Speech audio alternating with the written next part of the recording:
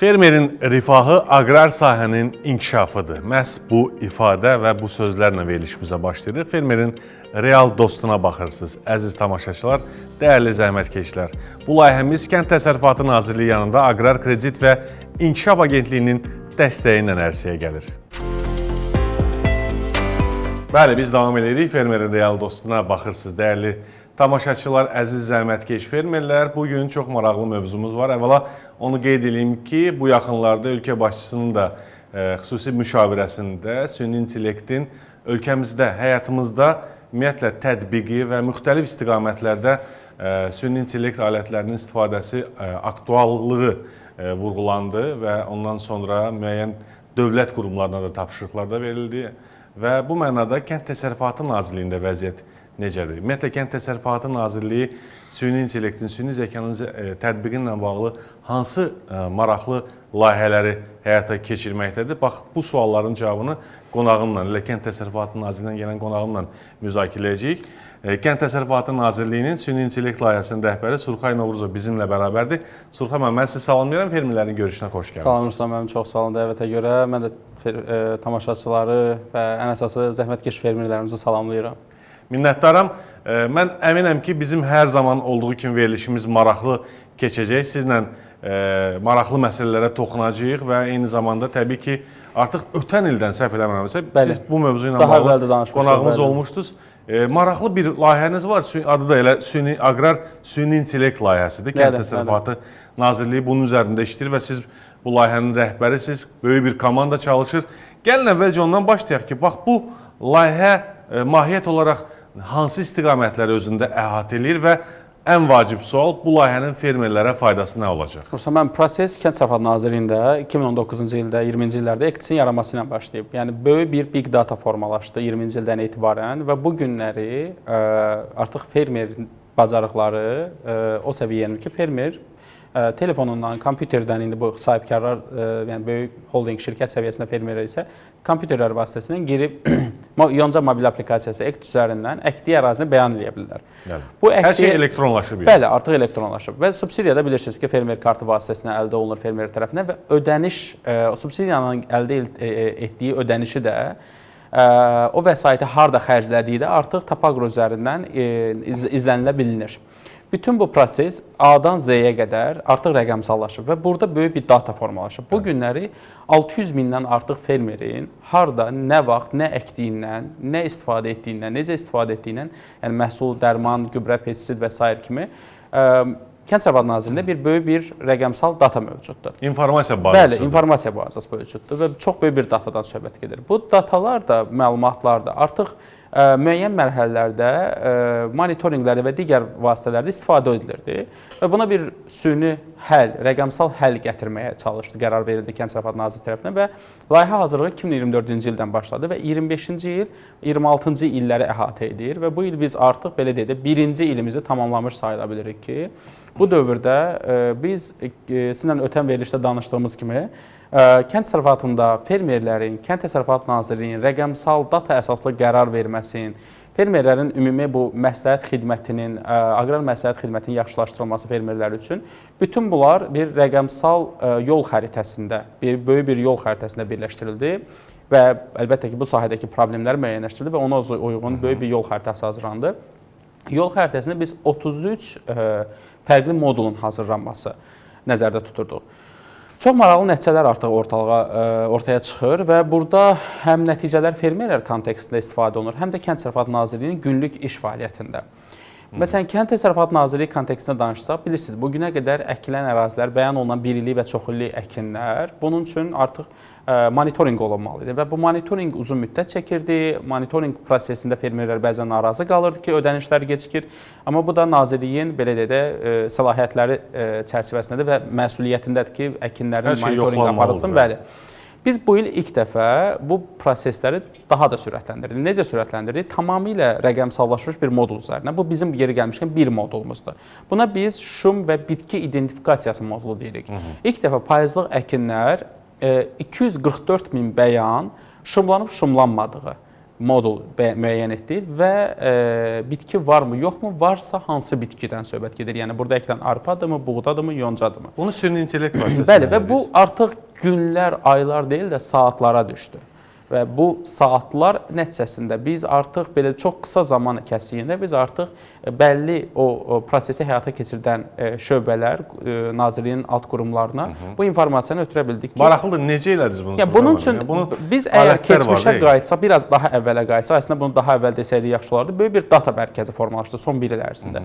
Bu datalar 3 fundamental istiqamətə əhatə edir. Torpaq xəritəsi, hansı ki burada 100 min fermerin və Nazirliyin özünün əldə etdiyi torpaq analiz cavabları və 20 fərqli mənbədən qəbul olunan datalar istifadə olunan ölkənin torpaq xəritəsi. Ən vacib məqam Azərbaycanda ilk dəfə biz bir aqrar yönümlü bir modul hazırladıq. Bu modul nədən ibarətdir? Azərbaycanın istənilən nöqtəsi üçün biz 1 metr dəqiqliklə ayda 3 dəfə peyk görüntüsü alırıq. Və bu peyk görüntüsü 10 fərqli indeksdir. Bu indekslər artıq real görünən RGB indeksi deyirik, NDVI var, nəm indeksi var, MSAVI deyirik, boş torpaq indeksləri və s. kimi bunlar var. Bu indekslər istifadə olunaraq biz bunları artıq modullaşdıra bilirik ki, bu fermer nə vaxt şumlayıb, nə vaxt məhsulu biçib və nə əkib, nə vaxt əkib, əkdiyi bitki hansı bitkidən ibarətdir. Yəni bütün bu prosesi bəli biz bir moduldan izləyə bildik. Və təsəvvür edin, bu formada bizim hazırladığımız yol xəritəmizdə mövcud olan 33 dənə modul var idi və biz bu 33 moduldan artıq bir təxminən 15-in üzərində hazırdır. Təxminən yarısı. Bəli, yarısı hazırdır və yarısı da demək olar ki, artıq işlənmə mərhələsindədir və cəmi belə deyim də heç başlamadığımız, bu il ərzində başlanan planımız 5-6 modul qalıb ki, onları da düşünürəm ki, ən qısa müddətdə yekunlaşdırıb artıq fermerlərin istifadəsinə verəcəyik və Nazirliyin əlbəttə ki. Layihə ənənəvi kənd təsərrüfatından nəyindən fərqlənəcək? Yəni bax, ənənəvi dədə-baba belə deyək də metodlar var ki, bəlkə insanlarımız da buna öyrəşiblər. Siz bu süni intellekt layihəsindən aqrar sektora və xüsusən də Azərbaycanın yəni hansı problemi həll edəcəyik? Fundamental hansı problemləri həll edəcəksiniz və perspektivlər vəd edirsiniz? Rustam baxın, qərar vermə prosesi rəqəmsalaşır. Yəni dəqiq bir informasiya üzərindən qərar verir. Hansı şəraitdə əkim, nə vaxt suvarım, nə qədər suvarım, hansı xəstəlik zərərverici gəlməsi ehtimalı var. Bu fermer kontekstində budur. Layihənin digər mənbələrində kənd təsərrüfatının maliyyələşməsi, məsələn, bir mexanizm ola bilər, bir modulun fermer reyting sistemi. Yəni bu günləri Azərbaycanda biz təxminən 350 min civarında hələ ki fermeri və çox qısa zamanda 600 min fermerin iqtisadi, aqrar, ekoloji davranışları üzrə sırf rəqəmsal informasiya ilə reyting sistemini qurmuşuq. Nədir bu reyting sistemi? Reyting sisteminin detalları var. Biz 110 fərqli meyar üzrə, yenə də rəqəmsal mənbələrdən daxil olan informasiya əsasında biz fermerin reytingini əldə edirik. Bu reyting artıq fermerin ekoloji, təbiətə nə qədər dost, iqtisadi cəhətdən nə qədər səmərəli davranışını qiymətləndirir. Bu, həm Nazirliyin daxili siyasətində, həm daha sonra subsidiyalaşma siyasətində, ümumiyyətlə kənd təsərrüfatının maliyyələşməsi prosesində istifadə oluna biləcək meyarlardır. Və burada bu, belə deyək də, bu çox gözəl bir datadır ki, haçanki Nazirlik həm zəif qalan fermerlərin inkişafına yönəltmək üçün bir alət kimi istifadə edə bilər ki, onların reytingi qalxsın. Həm də ki, daha yaxşı fermer, yəni orta segmentdə olan fermerlərin daha yaxşıya doğru çevrilməsinə və ən yaxşılara uyğun, ən yaxşıların daha da uyğun, belə deyək də, volatil proseslərə uyğun yönləndirməyə kömək edə bilər. Bugün artıq demək olar ki, yonca istifadəçisi fermerlərin demək olar ki, əksəriyyəti bu öz reytingin görə bilir öz mobil aplikasiyasında və həmin reytingin nəticələrində aşağıda qeyd olunur ki, siz nələri etsəniz, reytinginiz daha da yüksələr. Biri budur, məsələn, bir modulumuz budur.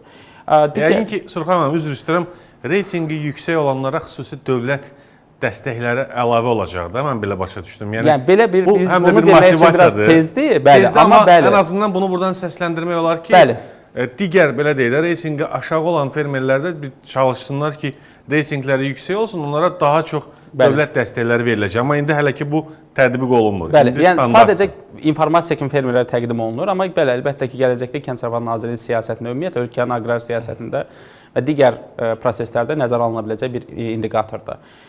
Digər modellərimiz isə, bilirsiniz, kənd təsərrüfatının müxtəlif istiqamətləri var. Bayaq qeyd etdiyimiz kimi, ölkənin torpaq xəritəsi modulu var, ölkənin 3 fərqli kriteriyada torpağı qiymətləndirilir, bütün ölkənin torpaqları müəyyənləşdirilib vəziyyəti. İlk dəfə ölkənin aqrar iqlim məlumat mərkəzi yaradılıb. Burada biz 110-un üzərində iqlim stansiyalarından, lokal iqlim stansiyalarından yerləşdirilmiş məlumatları toplayırıq. Və bizim özümüzün xüsusi bir işlədiyimiz komanda var. O komanda həmin ərazi üzrə hava proqnozunu, amma bizim bildiyimiz hava proqnozu yox, aqrar yönümlü hava proqnozunu yaxşılaşdırır. Və bununla fermer vaxtında risklərdən xəbərdar olur. Vaxtında risklər dediyimizdə bu, yenə bayaq dediyim kimi, zərərverici ola bilər, xəstəlik ola bilər, don hadisələri ola bilər, hansısa bir sel, yağış, sərt külək hadisələri ola bilər. Buna dünyada early warning sistemləri, yəni erkən xəbərdarlıq sistemi deyirlər. Bütün bu erkən xəbərdarlıq konseptinin altında nə varsa, bütün bu informasiyalar orada toplanır. Digər modullarımız nədən ibarətdir? Bugün nazirliyin ehtiyacı var. Otlaqların vəziyyətinin qiymətləndirilməsi. Məsələn, bu çox vacib bir meyardır. Çünki otlaqlar degradasiyaya uğrayırdı və otlaqların icarəsi, onların yaxşılaşdırılması da cavabdeh qurumlardan biri də Kənd Təsərrüfatı Nazirliyi idi. Və biz belə bir modulda hazırladıq, Kənd Təsərrüfatı Nazirliyinə təqdim etdik ki, nazirlik qərarverici şəxslərinə təqdim etdik ki, artıq o icarə prosesində nəyəsə əsasən deyil də, yerdə hansısa bir şəxslərə və fərdlərə əsaslanaraq deyil də, hazır bir rəqəmsal modulun verdiyi informasiyaya güvənərək, əsaslanaraq artıq bu ərazi icarəyə verilə bilər. Verildiyi təqdirdə burada neçə heyvan otarıla bilər və otlağın vəziyyətini əgər sahibkar onun yaxşılaşdırılmasına bağlı hansısa bir məsuliyyət üzərinə götürülübsə, o məsuliyyəti nə qədər doğru icra edir, onu da görmək ola bilər. Bunun xaricində dediyim kimi, biz ilk dəfə 18 xəstəlik və zərərverici, hansı ki bunlar təxminən ölkədə əkilən 80% bitkilərə neqativ təsir göstərə bilən və ciddi iqtisadi itkilərə gətirib çıxarda bilən xəstəlik və zərərvericiləri öz modulumuzda birləşdirmişik və bunlar elə ekranda da görsənir. 3 gün əvvəlcədən xəbərdarlıq verilir bundan bağlı fermerə. Yeri gəlmişkən biz layihə Surxan müəllim danışdıqca layihə ilə bağlı müəyyən belə deyək, araşdırma və digər görüntülər. Çox ciddi, yəni araşdırma işlərdir bu və davam edə bilərsiniz. Bütün bu saydığım notifikasiyaları, xəbərdarlıq mesajları 3 fərqli vasitə ilə fermerlərə göndəriləcək. Biri əlbəttə ki, hələ göndərilmir hələ. Bu test olaraq göndərilir, amma bəli, biz WhatsApp, bəli. İlk dəfə olaraq Ecdis Yonca o öz yerində, onun üzərindən fermerlər telefonlarına yüklədiyi zaman daha detallı notifikasiya görə biləcəklər. Amma nəzərə alsaq ki, ölkədə ən çox istifadə olunan kommunikasiya aləti bu WhatsApp-dır. Həm də mobil smart Bəli, və ölkədəki fermerlərin 80%-nin üzərindəki Android və internet istifadəçisidir, telefon istifadəçisidir, ağıllı telefon istifadəçisidir. O baxımdan biz düşündük ki, ən sürətli fermerə çata biləcəyimiz yol WhatsApp-dır. Bilirsiniz, Ecdisdə bunların fermerlərin nömrəsi var. Həmin fermerlərin nə əkdiyini də bilirik. Sırf onların sahələrinə uyğun, ən yaxın iqlim stansiyasından, ən yaxın, ən son peyk çəkilişindən biz artıq modulun əldə elədiyi datanı formalaşdırıb fermerin çox asan formada.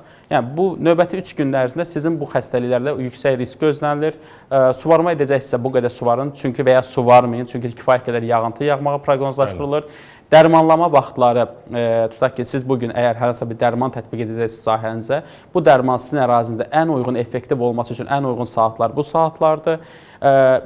Deməyi unutdum, məhsuldarlıq proqnozu ilə bağlı artıq mart ayından etibarən fermerlərə notifikasiya gedəcək, taxıl əkən fermerlərə, arpa buğda. Ərazisinə olan məhsuldarlıq gözləntisi, hər hansı bir risk olduğu zaman, məhsuldarlıqda düşmə olduqsa təkrar notifikasiya gedəcək fermerə ki, bildirişlər gedəcək. Bəli, bildirişlər gedəcək ki, bu ərazinizdə məhsuldarlıq problemi ola bilər. Bu model eyni zamanda istifadə olunacaq. Ümumi yenə qayıdıram, ölkənin ərzaq təhlükəsizliyində, yəni bu il bizim nə qədər arpamız, nə qədər buğdamız olacaq kontekstində də nazirliyin siyasətində, monitorinq alətlərində də istifadə olunacaq. Yəni məhsul yığılır, bəlli bir belə deyək də artıq çox olan məhsullar var və deyək ki, hansısa məhsul ölkədə azdır. Bəli. Siz buna uyğun data əsasında, informasiya əsasında yol xəritəsi yaradılacaq. Yəni biz bütün bunların hamısını süni intellektin tətbiqi ilə edirsiniz. Bəli, süni intellekt var, arxasında böyük databaza var. 20-yə yaxın təbii intellekt var da, insan 20-yə yaxın faktoru. Çox güclü gənc Azərbaycan mütəxəssislərinin toplaşdığı bir komanda var. Nazirlikdə bir mərkəz yaradılıb, bunun üçün rəqəmsallaşma mərkəzi yaradılıb və orada əyləşən əsas şəxslər, daha doğrusu böyük kəsim şəxsimiz, əməkdaşımız data mühəndisləridir, rəqəmsallaşma üzrə mütəxəssislər, IT mütəxəssisləridir. Digər komanda üzvlərimiz isə əsasən aqronom, aqrar backgroundlı, aqrar yönümlü şəxslərdir. Yeni qoşulanları salamlayıram, fermerin real dostuna baxırsınız. Mənim adım Ruslan Zeynaldır, qonağım Kənd Təsərrüfatı Nazirliyindən gəlib, Surxay Novruzov, Kənd Təsərrüfatı Nazirliyinin süni intellekt layihəsinin rəhbəridir və biz aqrar süni intellekt layihəsindən danışırıq. Verilişin əvvəlində də qeyd eləmişdim. Ümumiyyətlə, süni zəka, süni intellekt artıq son bir neçə ildir ki, həyatımıza kifayət qədər nüfuz eləyib, təsir eləyib. Süni intellekt alətlərindən ağıllı şəkildə həm də faydalanmaq üçün istifadə bizim ölkəmiz üçün də vacib və önəmli sahə istiqamətlərdən, prioritetlərdən biridir. Bu mənada Kənd Təsərrüfatı Nazirliyi də xüsusi bir layihə icra eləyir. Yəni bu layihə üzərində keçən ildən iş gedir. Aqrar süni intellekt layihəsi. Biz bax bu layihə ilə bağlı danışırıq. Fermerlərə daha da televizorlarına yaxın əyləşməyi tövsiyə edirəm. Maraqlı söhbətimiz davam edir. Mən istəyərdim ki, belə bir sual verim. Bax, bütün bunların hamısını süni intellektlə ərsəyə gətirmək var. Bugün artıq mövqe var ki, siz bəlli bir layihəni bu səviyyəyə gətirib çatdırmısınız və işlər gedir. Amma süni intellekt özü də yenilənir. Bəli. Hər şey dəyişir. Misal üçün, Surxan müəllim, tutaq ki, 2 il ərzində ərsəyə gələn aqrar süni intellekt layihəsində müəyyən belə deyək də modellər validasiya olunmalıdır. Modifikasiya olunmalıdır. Validasiya deyib. Dəyişir. Doğrulanmalıdır. Bəli. Və eyni zamanda bunun belə deyək də tətbiqi və uyğunlaşdırılması prosesi gedir. Gözləntilər nədir? Yəni proqnozlar nədir bundan bağlı? Ruslan müəllim, belə deyək, hər hansı bir model hazırlandığı zaman bunun doğrulanması, biz buna validasiya deyirik, doğrulanması lazımdır ki, bu model nə qədər reallığı əks etdirir. Məsələn, sizə bir konkret bir misal çəkim. Həm də praktiki olaraq. Baxın, bizim bir modulumuz var, əkin xəritəsi dediyimiz, sort xəritəsi dediyimiz bir sort xəritəsi var. Bu iki istiqaməti var. Bir investisiya yönümlü. Tutaq ki, bu günləri mən bir əraziyə investisiya qoyacağamsa, sahibkar investisiya qoyacaqsa, o ərazidə o sortun hansısa bir riski varmı, yoxmu? Bu adətən metodologiya belədir ki, keçmiş dataya əsaslanıb stimulyasiya olunur. Həmin stimulyasiyaya əsasən proqnozlaşdırır ki, bu bitki burada əkilsə risk yaşayacaq və ya yaşamayacaq. Yəni. Bir də var, artıq əkilmiş ərazilər, bağlar deyə xüsusən. Bu bağlarda biz 7-8 fenoloji mərhələni izləyə bilirik. Məsələn, tutaq ki, hal-hazırda bitkilər erkən oyanma mərhələsindədir və bu erkən oyanma mərhələsində bunun bəzi riskləri var. Məsələn, ən çox bildiyimiz don riski var. Yəni. Don riski üzərindən biz validasiyaya ona görə gətirirəm ki, don riskinin olması üçün biz bitkinin hansı fenoloji mərhələdə olmağı bilməliyik. Yəni, tumurcuq açılıb, açılmayıb, oyanma başlayıb və s. Bizim paralelində də referans sahələrimiz var. Bizim modulun dediyi vaxtla təsəvvür edin, yəni modul deyir ki, bitki artıq erkən tumurcuq mərhələsindədir, o ingiliscə first pink deyirlər. Biz sahəyə baxanda görürük tamamilə üstə düşür. Bu hətta burada təsəvvür edin 1 ay, 2 ay kimi mərhələ deyirlər. Bunlar 3 gün, 4 gündür. Yəni 3-4 gün ərzində modul doğru deyə bilir ki və proqnoz verə bilir ki, demək olar ki 100%-ə yaxın dəqiqlik. Bu məsələn bu qədər dəqiq. Daha sonra biz məsələn keçən il test mərhələsində biz xəstəlik xəbərdarlığı göndərəndə fermerə artıq hər əvvəlcədən göndərməli və əvvəlcədən proqnozlaşdırmalıdır ki, fermer hansı profilaktik tədbirləri görsün ki, xəstəlik o bitkiyə zərər vurmasın. Necə göndərsiniz bu SMS-lər? Keçən il SMS idi. Bu il artıq dediyimiz kimi WhatsApp üzərindən olacaq. Bu biz dediyimiz müddətdən sonra gedib müşahidə apardığımız zaman yenə də 95-96% dəqiqliklə ərazilər xəstəlik dərman atmışsa olmurdu, atmamışsa artıq dərman tətbiq etməmişsə o xəstəlik müşahidə olunurdu. Bu unlu-şeh və digər xəstəliklərdir. Məhsuldarlıq proqnozunda, məsələn bizim Agroservis Açıq Səhmdar Cəmiyyətinin belə bir kombайн sistemi var ki, onlarda GPS-lə, bəli. Məhsuldarlıq sensorları gəlir üzərində. Biz 2024-25-ci illərdə Azərbaycanda 11.000 hektar sahəni həmin cihazla üzərində olan kombaynlarla biçilmişdi. Burada da nə deməkdir? Biz hər kvadrat metrə kombayn nə qədər məhsul biçib onu görə bilirik.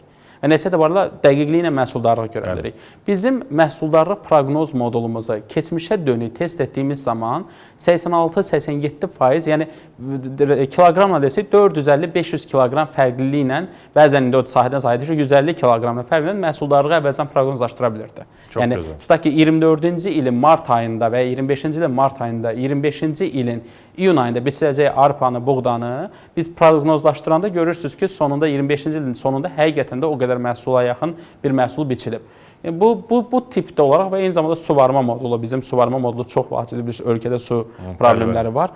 Biz həm suvarma baş veribsə sahədə onu görə bilirik, həm də fermer əvvəlcədən yenə də 3 və ya 6 gün əvvəlcədən biz fermerə deyirik ki, sizin ərazinizdə bu qədər suvarma olacaq, bu qədər suya ehtiyac olacaq və o bugün, bu saatda olacaq.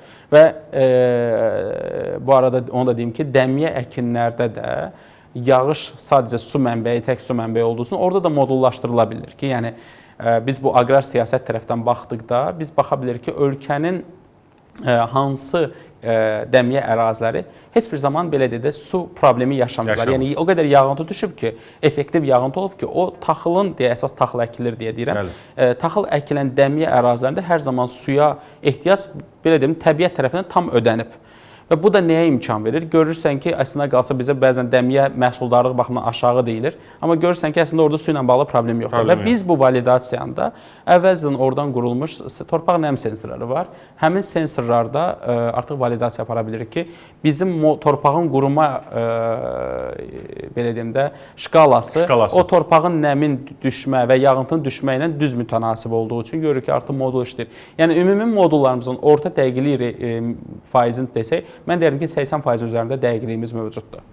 Çox gözəl. Surxan müəllim, maraqlı bir məqama toxundunuz. İstəyirəm bununla bağlı sual verim. Çünki bilirəm, bizim tamaşaçılar arasında xüsusən də o zəhmətkeş əli qabarlı fermerlər var ki, aylarla, illərlə əkirlər, becərirlər və nəticədə sonda məhsulun bəzən olur belə şeylər. Yəni bu azad iqtisadi bazardır və bazar iqtisadiyyatında olur.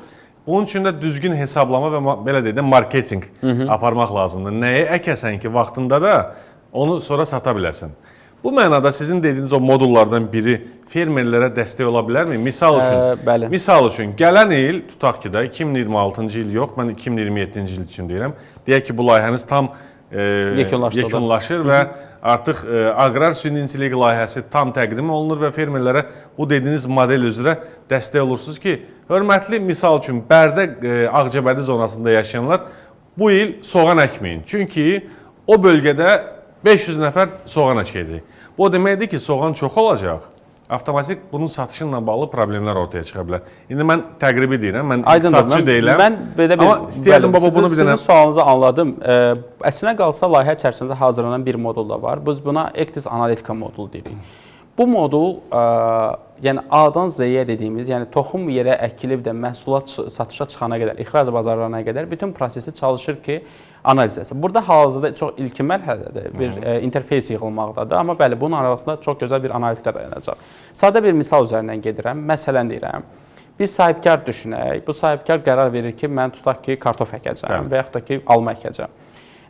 Onun orada imkanı var ki, adətən, yəni həm aqrar yönümlə araşdırma apara bilər. Məsələn, o bayaq danışdığımız ərazidə hansı risklər gözləyir onu aqrar yönümdən, aqroekoloji dövr baxımından və iqtisadi baxımdan. Biz iqtisadi olaraq onu deyə bilmərik, bunu ək, bunu əkmə. Amma ümumiyyətlə baxdıqda Kənd Təsərrüfatı Nazirliyinin o birdəfəlik, xüsusən meyvəsi ilə çox illiklərdə subsidiya mexanizmi əslində sizin dediyinizə bir növ yönləndirir. Çünki ixrac var, iqtisadi faktorlar var. Tövsiyə olunur. Bəli, tövsiyə olunur. Amma digər baxımdan bizim dediyimiz vəziyyətdə Ectis analitika ona nə imkan verəcək? Aqroekoloji şərait əlbəttə ki, bir faktor kimi dedik və iqtisadi baxımdan onun imkanı çatacaq ki, həmin əkdiyi kartofun ölkə ərazisində son 5 il ərzində bu toplanmış məlumatı bizim Aqrar Tədqiqatlar Mərkəzi məlumat toplayıb. Bazarlarda, ən çox topdan satış bazarlarında qiymətləri necə dəyişib? İxrac bazarlarında, biz məsələn kartof danışdı deyə deyirəm, kartof da bizdə ixrac olunan məhsuldur. İxrac bazarlarında nə vaxt ixrac olunub, nə qədər ixrac olunub, qiyməti neçə olub həmin ixrac bazarlarda. Rəqib ölkələr, tutaq ki, bizim ənənəvi ixrac bazarımız deyə Rusiya və digər postsovet ölkələri, MDB ölkələrini götürsək, Belarusiyada qiymətlər necə dəyişib? O ölkələrə, bizə rəqib ola biləcək ixrac eləyən ölkələr, tutaq ki, Mərkəzi Asiya ölkələri, Qafqaz ölkələri, orada onların bazarlarından çıxan məhsulun qiyməti nə olub? Bütün bunların analitikası mümkün olacaq. Çox gözəl. O ilkin bu məlumatlara fermer və sahibkarlarımız onu qeyd edəcəkdim ki, ilk mərhələdə Kənd Təsərrüfatı Nazirliyi üçün hazırlanan bir məlumat bazasıdır. Bəli, amma daha sonra, yəni çox da uzun olmayan bir müddətdə artıq onun bəzi modulları ictimaiyyətə, fermerlərə, sahibkarlara açılması planlaşdırılır. Bu əslində çox yaxşı olar. Bu hər tərəfli belə deyək də o fermerlərin əlindən tutmaq demək olar həqiqətən. Bu qeyd etdiyim kimi bütün bu hazırlanmış modulların bir araya toplanıb bir-biri ilə danışmasıdır artıq deyərdik. Yəni bir analitikasıdır. Gübrə, məsələn, A fermeri gübrədən nə qədər istifadə edib, həmin gübrənin yaratdığı dəyər nə olub, o nə qədər ixrac olunub, o ixrac bazarından əldə olunan gəlir nə olub, onun üçün nə qədər su sərfiyyatı olub. Bütün bunlar böyük bir datanın vizuallaşmış forması olacaq ki, hansı ki, bayaq lap əvvəldə dediyimiz data yönümlü qərar vermək. Yəni bu günləri Kənd Təsərrüfatı Nazirliyinin yerli daimlərdə yerləşən əməkdaşlar, Nazirliyin aparatında yerləşən əməkdaşlar, bunların bəlli insan faktoru üzərindən, yəni insan kimi bəlli bir sahəyə informasiya çıxışı ola bilər. Bəli. Amma bu gün süni intellektin sərhədlərini düşünsək və bayaq dediyiniz kimi gün və gündə inkişaf etdiyi nəzərə alsaq, böyük bir datanın çox rahat analitik həll olunmuş formada artıq həmin qərar verici şəxslərin qarşısına çıxartmasını biz planlaşdırıb görə bilirik ki, artıq yaxın zamanda bu mümkün olacaq. Bir də yəqin ki, bu artıq yaxın gələcəyin işidir.